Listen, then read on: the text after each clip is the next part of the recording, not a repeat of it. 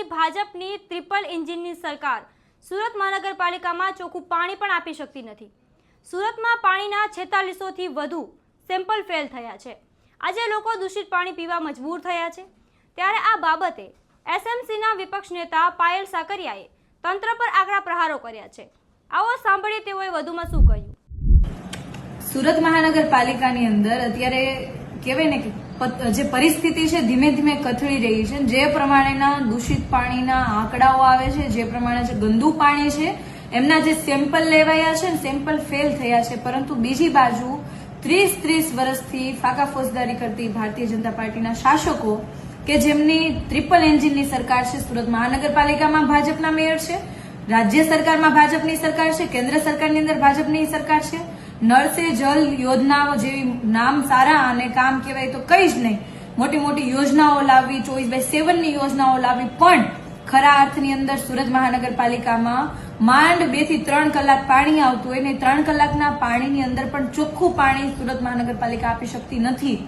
અને શાસકો અત્યારે હાલની આજની વાત કરું તો શાસકો આજે મોજ મસ્તીમાં જેમ હોય, સુરત શહેરની કોઈ જ ચિંતા ના હોય, સુરત શહેરના લોકોને ગમે એટલી બીમારી થાય, રોગચાળો ફાટી નીકળે, કોઈ જ ચિંતા ન હોય, એવી રીતના અત્યારે જે ધ્યાન આવ્યું છે કે ભાવનગર એ લોકો ક્રિકેટ ટુર્નામેન્ટની અંદર ક્રિકેટ રમવા માટે ગયા છે.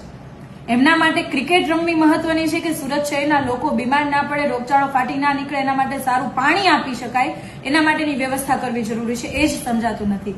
સુરતની હાલની વાત કરું તો 4600+ જે કહેવાય ને કે ભાઈ જે ટેસ્ટ માટે જે પાણી આપવામાં આવ્યું હતું, જે આંકડાઓ છે 4600+ સેમ્પલ આ ટેસ્ટની અંદર ફેલ ગયા છે. એટલે કે જેટલા લોકોએ આ ગંદુ પાણી પીધું હશે એ બધા લોકોની શું હાલત હશે, અને બધા લોકો બીમાર પડ્યા છે એના માટેના જવાબદાર કોણ?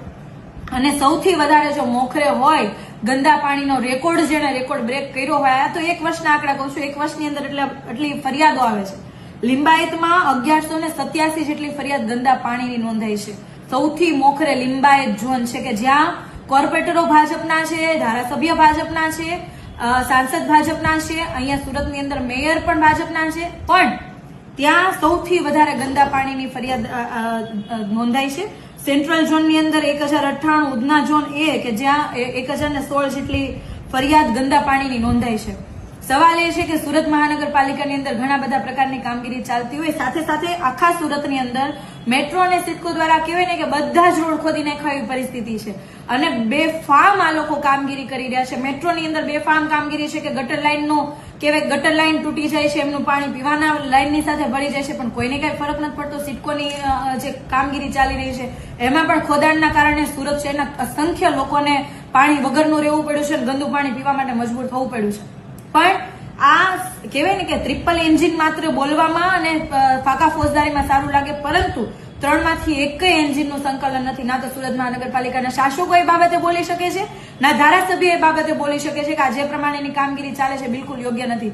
બેફામ બધા પોતપોતાની રીતના કામગીરી કરી રહ્યા છે. છેલ્લે કહેવાય ને કે ભાઈ પીસાય છે સુરત શહેરની જનતા.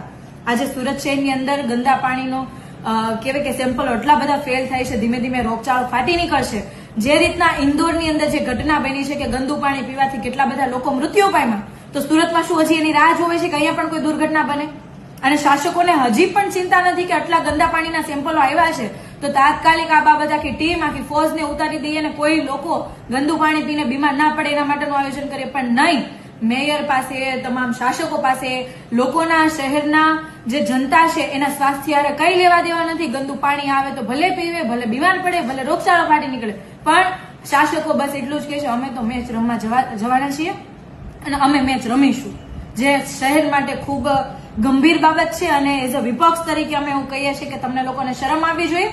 તમને લોકોએ મત સુરત શહેરના હિત માટે, સુરત શહેરના લોકોના સ્વાસ્થ્ય સુધારવા માટે, સારામાં સારી પાણીની તમામ પ્રકારની સામાન્ય સુવિધાઓ આપવા માટે આપ્યા છે, નહીં કે તમને ક્રિકેટ રમવા જવા માટે આપ્યા છે. પાયલ સાકરિયાના આ મુદ્દે આપ શું વિચારો છો? કોમેન્ટ કરીને એમને જરૂરથી જણાવજો. અત્યાર માટે બસ આટલું જ. ધન્યવાદ.